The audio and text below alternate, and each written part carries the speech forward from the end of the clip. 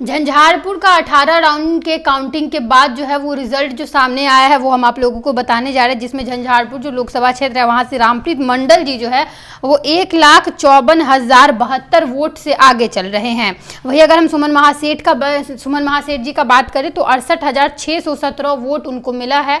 यानी कि सिंपल सी बात है कि अभी भी लीड जो है वो झंझारपुर से रामप्रीत मंडल जी एनडीए गठबंधन के जो कैंडिडेट है वो कर रहे हैं। अगर मधुबनी लोकसभा की बात करें तो 17 राउंड जो है वो मधुबनी लोकसभा का हो चुका है, जिसमें अली अशरफ आत्मी जी को 78,041 वोट मिला है। वहीं अगर हम अशोक यादव की बात करें तो 1,13,831 वोट से अशोक यादव आगे चल रहे हैं। सिंपल सी बात है कि 18 राउंड होने के बाद जो है वो ये ऐसा कुछ स्थिति झंझारपुर और मधुबनी लोकसभा का देखने को मिल रहा है और दोनों ही जगह पे एनडीए गठबंधन के जो कैंडिडेट हैं वो फिलहाल लीड कर रहे हैं।